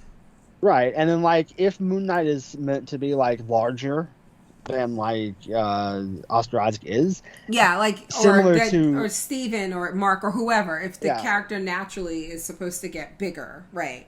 Yeah, the same thing when we just talked about with Thanos, it would just be easier if you just get a larger actor. So you don't have to make him larger. Yeah. Just use a larger actor. Yeah. So I mean, that makes sense. Yeah, so it just ends with this Jacko getting his ass beat, and that's it. And that was, again, it's kind of a complaint, but not really, but the best kind of complaint, because when I finished watching that first episode of Halo, it's man, this is a time where I wish they had dropped 1 or 2 episodes, or 2 or 3 episodes, I should say. Instead of just the one, because it was so good. I just didn't want it to end. But I guess that's good, because it means that, you'll definitely be back for next week. But and it was such a good ending. Yeah. It's such it's so good to be there's Moon Knight. See you later. Yeah. I like the light, behind the eyes, that look, it just looks really good. And kind of again, we still don't know a lot. We don't really know anything. Right. You don't know anything. Yeah, I was going to say one thing, but not even that. What? He's a badass, I guess. Yeah. Right. But we still haven't really seen it. Yeah. And I guess somebody was telling me at work that in the comic books, one of his enemies is Dracula. And I'd be this would be a cool way to introduce Blade. Yeah, absolutely. Yeah, because we still have that to look forward to. So, we don't yet have. Go ahead. I was going to say a couple things, because I know you're going to go into. We don't have feedback, right? Right. Yeah, because I was just going to say, I don't know if a lot of people realize how early we would be recording. because I think when I shared the feedback post for this, like maybe 2 weeks ago, feedback's been up for a minute. It wasn't on the recording schedule. It was just on the publication schedule. So when this goes up tomorrow, Saturday, will be the first time, and people should, know by then that we record this on Fridays. And it does drop every Wednesday, right? Yeah. Mm-hmm. Okay. Because they just moved Obi-Wan from Wednesday to Fridays. Really? Yeah, and they did like a whole... There's the fuck? Oh, is that what the whole... The special announcement with Ewan McGregor. Yeah, and they were like, but also, instead of getting one episode, you'll get two. But not Wednesday, on Friday. And it was like this whole big deal. Like, they got Ewan McGregor to come and do this video, and you hear like the Star Wars music, and it's like, listen, okay. They had to, because they made a whole big deal about, we're moving to Wednesdays. And now they're like, oh no, we're not going to do them. Right, they were going to be, we're going to be the first, and we're going to have our shows come out Wednesdays. And then they're like, no, wait, no, this one's going to be on Fridays. And it's like, okay. Oh, I didn't know that. That's hilarious. Yeah. Yeah, right? Like, it's like they put out, what was WandaVision, it was at some point, and then they're like... No, I think it was Loki, because Loki was the first one to come out Wednesdays. Yeah, Loki was the first one. They were going to call it Loki Days or something like that. Yeah, that's what I mean. Like, they had, like, WandaVision, and then, like, Captain America Winter Soldier. Like, those came out some other day, Friday, I think, right? And, yeah, and was then it? Yeah. And then that was when Loki came out. They were like, we're moving all our shit to Wednesdays. And so now it's like, except this one. We got this one. This one's going to Fridays, I guess. Well, so all of them are now. So is that was the whole thing. Obi-Wan's going to be on Fridays too. Yeah. They pushed it out. Yeah. That's what you're talking about with the 2 episodes. Yeah, and right. They said, so we're not debuting on because I think they were debuting on our anniversary, right? May 25th. I think so. And so I think the new date now is May 27th. And they were like, but instead of 1 episode, you get 2. Yeah. And I remember thinking, y'all did a whole ass video for this. With Ewan McGregor and everything. How about y'all just don't make a big deal? How about y'all just be like, here's the release date. And then if you have to change it, be like, psych. Right. I mean, it's so weird to be like, this is our day. And it's like, what if you have more than one show on at a time? And it's like, you should have just do any day. Well, I feel like a lot of people are going to be happy about this, because I want to say in particular, I feel like Ryan has complained about this with like WandaVision and Winter Falcon. Excuse you. I think you called it Winter Soldier before. But Winter Falcon. I called it the Captain America and Winter Soldier. Yeah. Yes. What a fool I am. Yeah, sorry. Winter Falcon. Like with those shows, people like Ryan were complaining because, folks work during the week, and they were like, we have to avoid the spoilers. And then they do the thing where I think more so the complaint that they drop them at midnight. Yeah. I still think they should drop them at fucking 8 p.m. or 9 p.m. Like, yeah. Like, do that. And then you don't have to have spoilers all fucking day. Right. And then you have people who, can't stay up that late. And, yeah. Right. That's people stay up, and then it's like they watch it at midnight, and then they talk about it, and it's like you wake up to spoilers, and it's like, wait a minute, this is not cool. Like, I couldn't stay up till midnight. I had to be at work at 6 a.m. Right. So the 2 things I wanted to mention really quickly is I liked the scene when Steven's talking to Harrow, right? And he's like, avatars? You mean like blue people? I love that film. Yeah. And he's like, no, by avatar I mean, he's like, oh, the anime? Anime, yes. It was cute. I love that. And then the other thing I think we should talk about the people who made the show a little bit, I think. Like Jeremy Slater. Who was that? He's created the show. Right. And he wrote this episode. And who is he? He, I'll tell you. He's written stuff. He developed The Umbrella Academy on Netflix. Ah. Okay. And, I think we just got a date for. I think we just got a date for that too. We did. Yeah. Mm-hmm.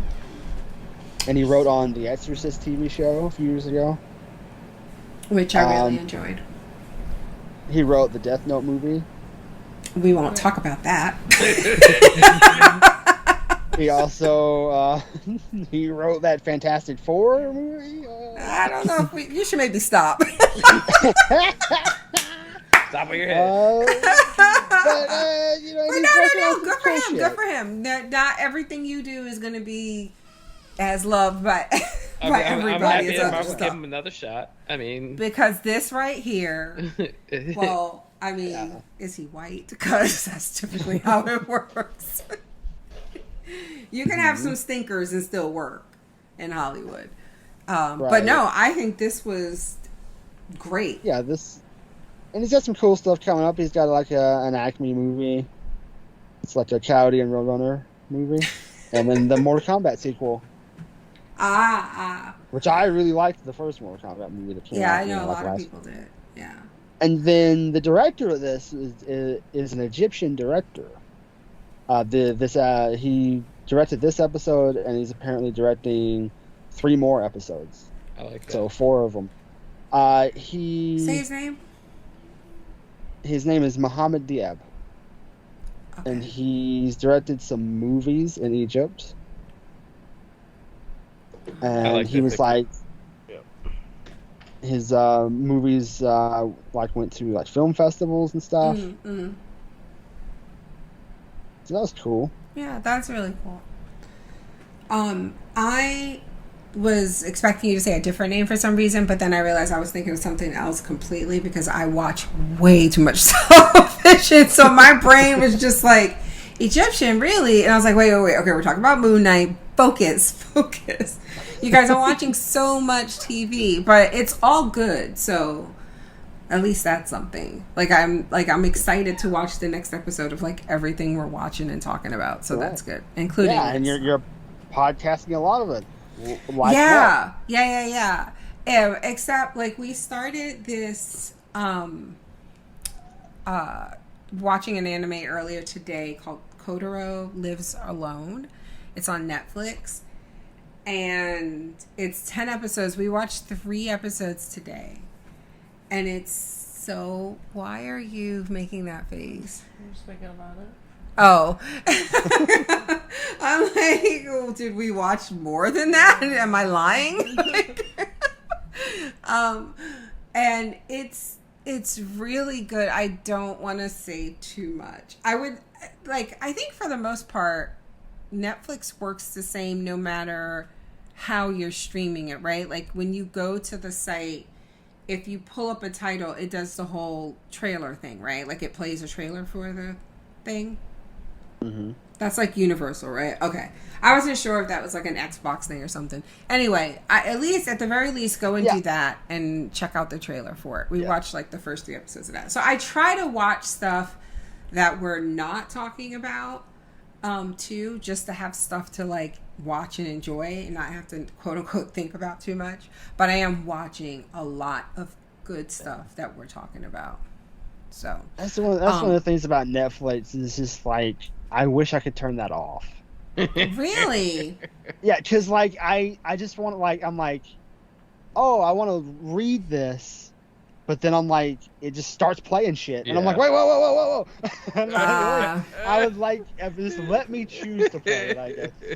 But the thing about that is I like Netflix the most anyway out of any other streaming platform. Yeah, it kills me when I hear people say, I'm going to cancel my Netflix because I don't even use it. I'm like, what the fuck are you watching?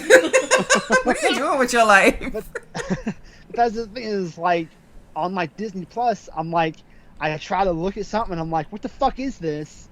Because it doesn't say anything. It just has the name of the thing. Yeah. On the tile.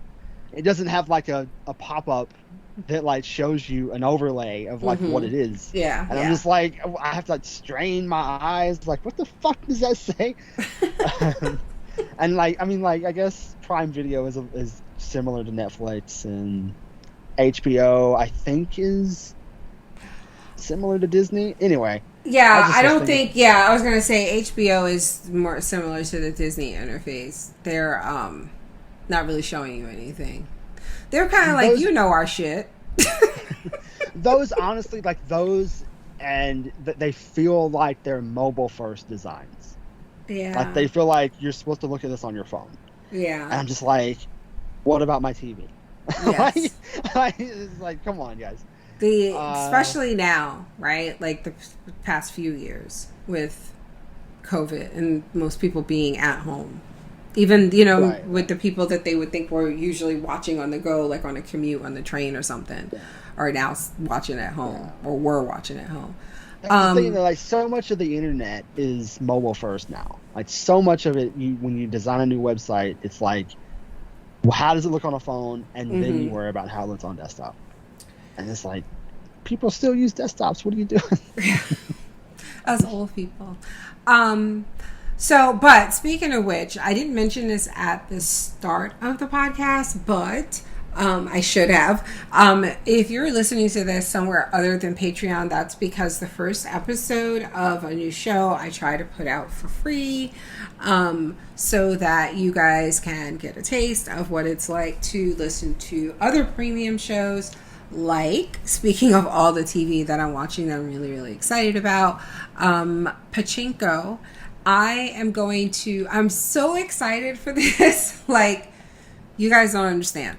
My friend Julie is going to sit down and talk about the first 3 episodes of Pachinko with me. And hopefully, if her schedule allows, she will join me. Maybe not weekly. So maybe we do like 2 episodes at a time. So we won't be on top of it like everybody else watching week to week. But it's worth it, I think, to have her on the podcast, because Pachinko is about, it tells the story of a Korean family through like 4 generations, and it begins in 1910 with the occupation of Korea by Japan, and it kind of shifts, like you meet someone in this family in 1915, and then you follow one of their descendants in 1989 in New York, and there are things that I could talk about that I enjoyed, particularly learning the language and being able to pick up on some of the dialogue, because it is primarily, I think there's very little English in Korean and in Japanese, and they have the subtitles in different colors, so you can kind of keep track of who's using which language. But I think having Julie on as a Korean American whose family did immigrate here from Korea, I feel like is going to be a much better discussion. She'll be able to comment on things that I'm not qualified to. And and I know several of you have already watched. It's on Apple TV Plus. I don't know if I mentioned that. And they released the first 3 episodes, and I believe it has now been 4 or 5 episodes. I got like a little notification on my iPad, I want to say yesterday, a new episode of Pachinko. And so I've watched the first 3 episodes. I have a lot to say about them. I do have copious amounts of notes. So I do. I even like color code, like I changed the color of the Apple Pencil for different time periods.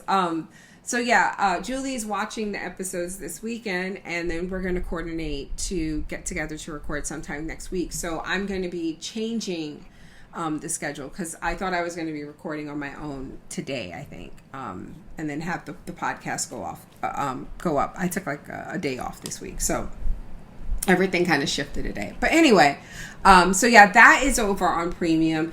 Kaylee and I are covering Attack on Titan and Extracurricular, and we're about to start covering why are you shaking your head? Super Crooks. We're doing that too. Oh, we are doing Super Crooks. And Tiger and Bunny, the first season, and Spy Family is a new anime that I have been looking forward to for months and months and months and months. It looks amazing. I'll be putting up feedback posts for that in the next day or so. That and Tiger and Bunny, and something else new that's starting. I have some feedback posts going up. What else? I'm forgetting some stuff. What am I forgetting? From Donnie. Yeah, from. Why you say my name like that? Because you should know. We finally finished Money Heist, and I'm going to be dead ass honest with you guys. If you don't listen, if you're not in the Facebook group, you probably don't know this, because I think I've really just been talking about it there. I did not expect this show to affect me the way it did. This is one of those... I'm getting like teary eyed just thinking about it. I hate it. I hate you all so much. And when I say you all, you know who you guys know who you are, including you, Donnie. Oh my God, that ending like fucked me up. Like, even seriously thinking about it just now is messing me up. So that podcast was supposed to go up a couple of days ago, and it didn't, because we have not recorded it yet, because I was like, fuck this. I need a few days to process. Because as you see, I get choked up just thinking about that ending. So, you guys are going to have to give me a few more days. But Donnie's on vacation, so we're doing a lot of recording this weekend, including finishing Money Heist. Like I said, I feel like there's something else. Halo. Thank you, John. Which I kind of mentioned earlier in the show. Just watched the second episode. I need to watch it again to take notes. But we're going to be recording that this weekend. That is a premium show. And then I feel like they just announced dates of some stuff that we're going to be covering in May and June. I know Umbrella Academy is coming back. That's Obi-Wan. Premium. Obi-Wan, yeah. Obi-Wan, yeah, that's already on the schedule. The Boys. The Boys. The Boys, that's on the schedule. I feel like they just announced something, though, that's not yet on the schedule. Well, the only other thing on the schedule I'll just say is Stranger Things. That's also on the schedule for June. Yeah. Oh, it's like, ugh, I can't believe I'm like not drawing a blank. Anyway, the point is, though, that there is a lot of good stuff coming up that is premium, as well as stuff that is free. But if you want access to a lot of the premium stuff I just mentioned, and John and Donnie, thank you for helping me, you have to go to patreon.com/podcastfandom to become a premium subscriber. We have a 2-tier subscription. One subscription gets you earlier access to a lot of the shows that are binged, I should say, like full season drops. Oh, that's what it was. Alice in Borderland, but that's far out in the future. I was going to say, it's like at the end of the year. December. But I'm just so fucking excited because we loved that show and we podcast that, and that was actually, I think that was free, right? Yeah, I think that was free. But premium folks got early access to it. Like, even the time travel folks got it like 2 weeks before free people got it. So yeah, they just announced season 2 will be in December, and that they had just finished production on season 2, and the date is December. It was pretty cool seeing them again. I'm excited about that. So anyway, anything else you guys want to add about Moon Knight? No. But you did make me think of something when you were talking about all that. I'll be quick. It's a bit of a shoot the shit kind of a thing, but you reminded me of it. When you're talking about Korea being occupied by Japan, right? You reminded me, I read a book recently about Hong Kong. It's called The Impossible City. It's by an author named Karen Chung. She's a journalist from Hong Kong. It was really good. It's a really good book about like post-colonial Hong Kong, from, I think it's called The Handover in 1997 to now, for the past 25 years. Right. So it's about post-colonial Hong Kong. And really say good. the title again. The Impossible. The Impossible City. Oh, okay. Very nice. It's The Impossible City, a Hong Kong memoir. Donnie? It was really good. What? Anything you want to add to shoot the shit? Because, we did not do that in the beginning. Nope.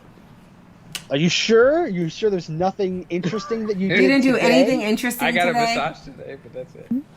He got his very first massage today. He's How was fancy. It was actually really good. They use these. I got to upgrade to these Himalayan salt stones, and there were these hot ass fucking stones that they rub all over your body. When he's telling me this story like a couple of times, he was like, "They were hot," and then he like says something else, and he goes, "And they were hot." He just kept going back to how hot they were. Yeah, they were. This was your first massage, is that right? Yeah. They had like I could have done the sexy cup thing that you see. The I thought he needles. said sexy cup at first. I was like, "No, what?" I didn't go to that kind of massage house, but yeah. You see Robert Kraft there. They had a CBD treatment, but I didn't do that. This is the thing, is like I've wanted to get a massage, and then every time I think I'm gonna do it, I'm like, I don't want to force someone to touch me. This is weird. Why are we laughing at that horrible thing you just said? Well, I mean, it's true. That's legitimately like the thing that stops me. I'm like, I really thought you were going to say what I was going to say, which is I've also never had one. And the thing that stops me is I don't want someone touching me that I don't know. So I really thought you were going to say, like, you have that, like, that's just like a level of intimacy. Bless you. Like, and it's weird because I feel like I don't have that issue with like medical procedures, right? Like, you know what I mean? Like, I've had several new doctors several times in my life. I've had dentists in my mouth, but like something about that, I'm just like, It is very intimate, like the whole setting and everything like that. You're in a closed room, really dim lights, this music's going on. It's just supposed to relax. Everything's supposed to relax you, yeah, but it is very, like, comes off very intimate. And it's like, okay, like what state of undress were you in? I just went down to my underwear, but they said do as much as you feel comfortable doing, is what they tell you to do. Okay. But you can go balls deep if you want, or you can wear all your clothes. I am so sorry to everyone listening to my husband. You got it. These are scientific terms. Right. It did disclaimer, because I had decided disclaimer, stuff like that. One of them is like no sexual conduct and stuff like that. And then there's another one. There's like almost a warning, like, we do not massage breasts. I was like, okay. All right, it's good to know. A warning for whom? That's what I was. Wait, like, what? Some women come in there like, can you please touch my breasts? It's for the masseuse. It's just a reminder. It's like, remember, we don't do this. That's oh, like man. the remember to wash your hands sign in the bathroom. Right? Oh man, just thinking about this is making me uncomfortable. Right? I'm just like, ugh, See, that's what I thought you were gonna say. Like, I don't want to just deal with that. I mean, I would probably be fine with someone touching me, like, with a massage, but it's just like the idea that I'm like, here's money, do it. Yeah. I'm like, now let me take my shirt off, and it's like, ugh. It just feels so dirty. Yeah. But also, like, Donnie deserved it, and he's also been having shoulder pain, so he wanted to do that to make himself feel better. And I told him it's something he should probably try to do like every other week, Yeah. Just treat yourself and go. I assume it helped, right? It helped. My pain's still there. My thing, like I was telling Nina, like, I have this inflamed muscle that I've had for over a month now, and I went and seen the doctor about it, and he's like, yeah, you just gotta work it out. Like, just keep stretching. And I do. I have to stretch every day at work and stuff, and you can feel it. Like, when you run your fingers across it, it kind of pops, so you can feel this muscle kind of like sticking out. And so I told her when I went to do the massage, I said, this is the area I need really focused on. So she spent like 30 minutes just on my back. And every time she ran across it with her elbows or knuckles or anything like that, you could feel it pop. And it would shoot like almost like needles down my arm. Wow. Now you gotta go to like a bathhouse and sit in a tub. Nico, go away. Just like soak in a hot tub. That's how everybody said, like, Epsom salt is what people say to do a soak a bath with that. See if that helps my muscle. Sorry about the dog panting. I don't know, like... He was over here on my lap the whole time. I know, and I don't know. I heard him start, like, giving you a hard time, so that's why I told Kaylee to go get him, and now he's coming to give me a hard time. I think he just wants to, like, get in my face to see what I ate while he was gone. I really think he just wants to smell my breath and see if I was eating without him. I'm not kidding. I think that might be it. You're just going to sniffing around.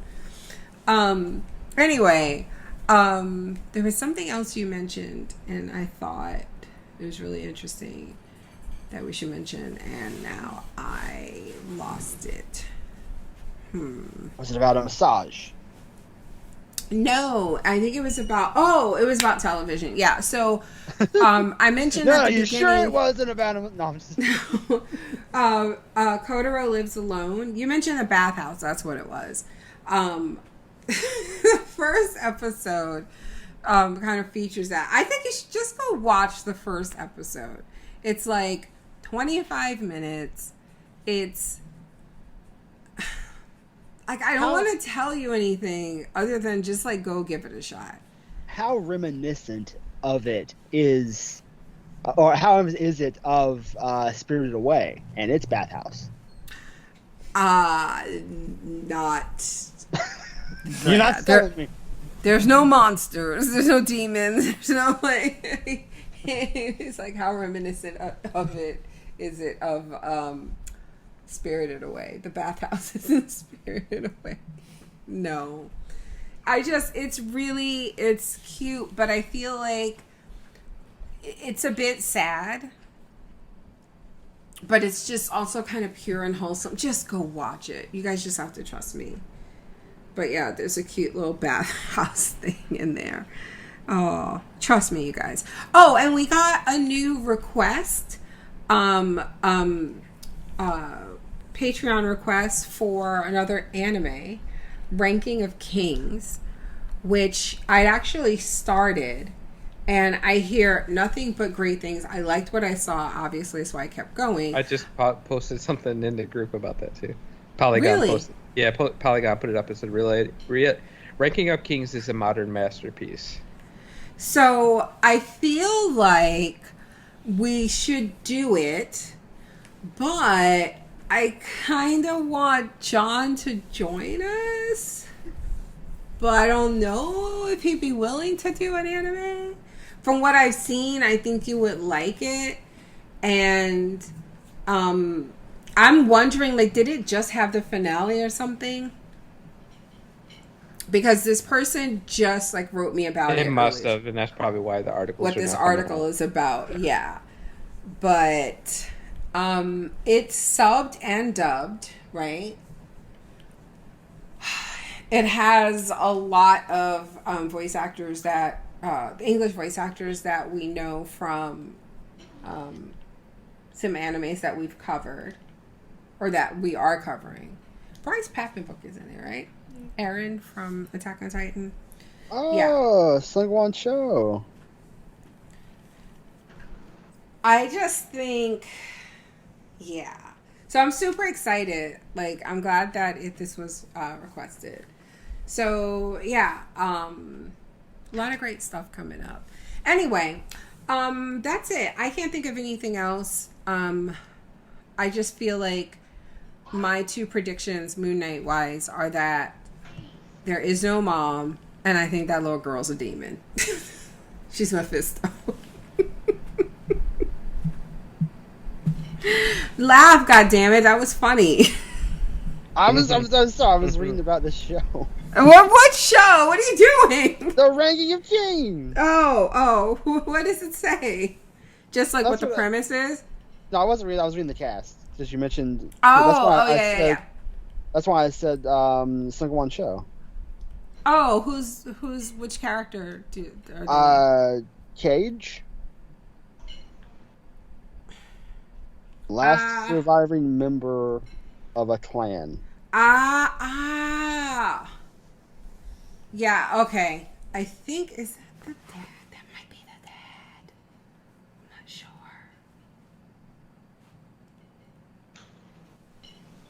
So he was like a YouTuber, and then like he was on Tumblr. Like that's how I know him.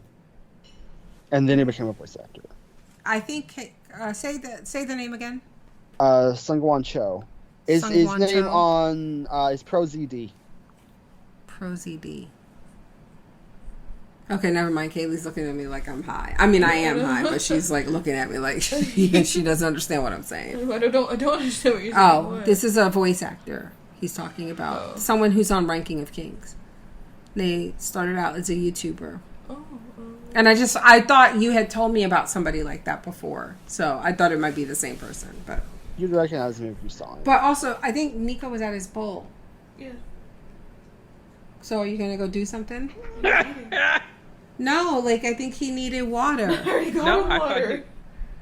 You didn't put his food up? It's 8:30. I thought he was eating food. His food should have been up. Oh my God. Do you see what it's like, John? Mm-hmm. You see? Okay. Oh my God. Oh my God.